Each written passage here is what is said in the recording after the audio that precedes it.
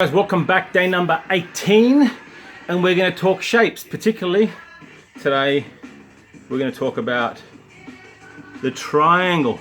Yes, the triangle. So for those of you who have been following along, you'll know that I've made reference to this at some point in the past, and I'm going to say a shout out to Jason Phillips, who helped me understand that this was actually quite an easy way for me to even articulate some stuff to some people, particularly when they're confused about what should I do, what not should I do, and how this happens and how that affects that, and you can't do this at the same time as that. So Jason, thanks to you. I'm going to use it even not in the nutrition space, but even just in the coaching space. So triangle of awareness is something that I have now been using for about 6 or 8 months since finding out about it as a good mechanism. That is pretty simple.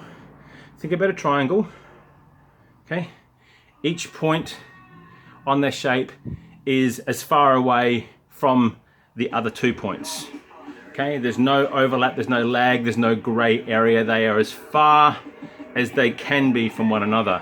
So when I'm setting out goals and working with a client, then the 3 that I will use will be longevity down here. In other words, it's about lifestyle and getting a bit more out of my lifestyle. Over here, it might be what we call the aesthetics, or I want to look a certain way. And then right up the top, which is actually my personal preference, is performance. In other words, my ability to do something and do it repeatedly.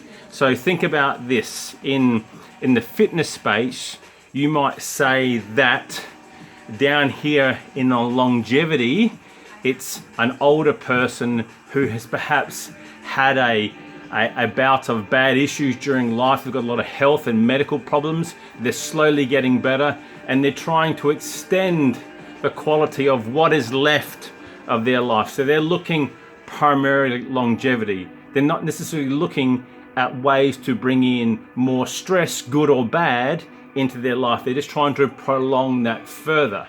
Okay, that's one thing. Over here in the aesthetic side, then yeah, it's the look. So your look might be, I want to lose weight. I want to lose body fat.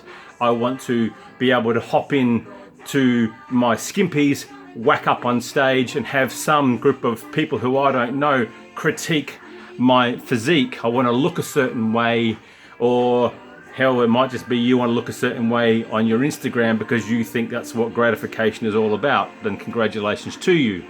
Up the top here, this is typically the space of what we say as an athlete. Now, what I mean by athlete, someone who's chasing performance. Now, from me to you as a former consultant, I would always classify myself as that. Even before I got into the fitness stage of things, I would still consider myself up here chasing performance, wanting to do better for my clients, being able to, wrongly or not necessarily burn the candle at both ends the longest, but I want to get the most out and have a higher output. And therefore, for me, then it was more about what's up here. I really didn't give a shit about what happened down here, and that's what got me into trouble. Whereas now, it's a blend of both. I want my headspace to be nice and clear. I want to be able to do things. I still want to be able to learn things. I want to remain sharp and know shit. And therefore, I also, down below here, whilst I may look the way I currently look, I want to be able to do things that I probably couldn't do. Like 10 years ago, I couldn't have done what I'm doing now. I wouldn't have 200 or 300 Spartan tees and medals and Nagogi this and Seal Corcoro that and a few other things, and 50k and 100k races, and even just going through the night for the fuck of it to do 12 hours with a 30 kilo rucksack on my back. That there being said, I also wouldn't be the dad that I am today. I would probably be a fat piece of shit sitting on the couch, wallowing in self-pity, probably drinking myself into fucking oblivion with every other excuse under the sun. Or probably I might have been dead by now. Probably would have had that stroke that actually knocked me out the park. So, triangle of awareness, from me to you, go and understand it. All right? The approach that you take in each one of these is not necessarily the same. Yes, there are some synergies between the aesthetic side in terms of, let's say, strength training and the performance side. And there would be still some similarities as far as utilizing capacities of strength training and mobility for the longevity person. But these guys don't give a shit about how much they lift or what contraction they get. They just know that they still want to be able to move squat, get up and down for the toilet, up and down the stairs, and reach the fuck overhead. All right, whereas the guy over here is more concerned about what it looks like and necessarily doing it, and do I get a pump? And maybe the guy up here is, say it's the weightlifter, he does give a shit about getting that weight as heavy as he can up and as efficient over the top of his head. Now, how do we take that a step further? Well, let's start talking nutrition. The nutrition across this triangle is different.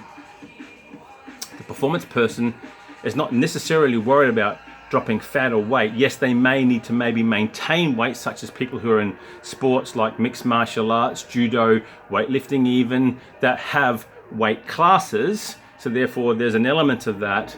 The person down here in the bodybuilder, you know, there are different classifications in there too, yes, but primarily their goal in a season might be to gain weight, add size, put on muscle, put on mass that they can shape and sculpt and bring back down to something, and therefore they will cut, so they will go up and down.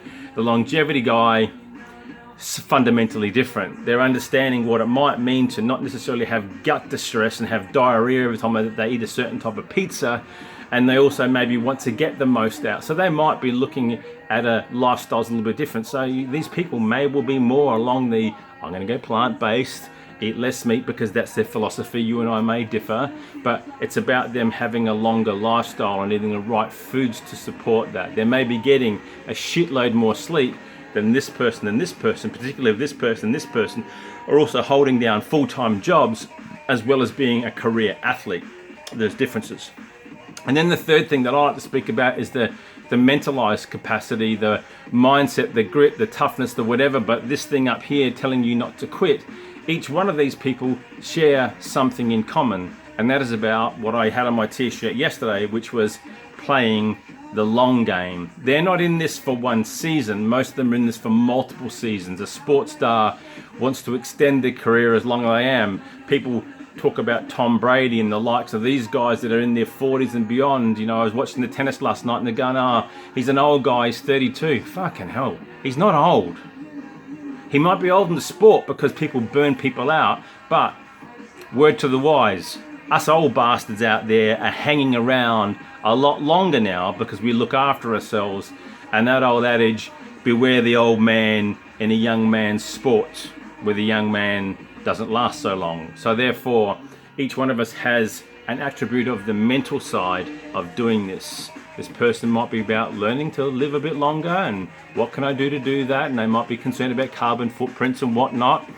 The aesthetic person may well want to start to get into the space. They've always been coached. They want to become a coach. They want to learn more about muscle. They want to learn more about different ways that they can try different approaches to the nutrition, because when they're doing a cut, they feel like crap. When they're doing the bulk, they're always bloated. So what's in between that works for them? You know, and the performance guy up here is always looking. Everyone talks about that 1% of the 1%. You know, trying to get that a little bit faster. Like anything, the hardest thing is being fast and already trying to get faster. Whereas most of us, if we're coming off the couch or off the sidelines, our gains are pretty swift, our gains are pretty strong. The problem is we haven't been doing that long enough, and this up here starts to cause us to doubt ourselves and put ourselves in place. So even though I talk about those three, the mentalize, the mobilize, the metabolize, the food, the workouts, and the mental stuff, I can apply each one of them to each sides of this triangle, each pinnacles or vertexes, and translate them through. So from me to you, sit down, draw your own triangle. Please tell me, where are you? What's your goal? Work out what you think might be different. I've got that done for you. That's the stuff that you would hopefully come to me as far as being a coaching client, and we'll sit down, because things are not necessarily the same, but they're also not necessarily fundamentally different. It's maybe just the narrow focus that you're in. Do you want to expand that and see, can the bodybuilder learn from the performance guy, from the performance guy learn from the bodybuilder, and can both of them learn from geriatric Joe over here, who's at 80 or 90 and not out and still loving life, whereas these guys over here in their 20s and 30s feel like geriatric Joe, and they've still got plenty of years left in the tank, perhaps. Triangle awareness, get to understand it, go back to your program, see where you can maybe incorporate that. And if you don't know, please comment below, put the word blueprint in, let's have a chat, and let's see if I can maybe help you in what you want to do throughout 2023. Cheers.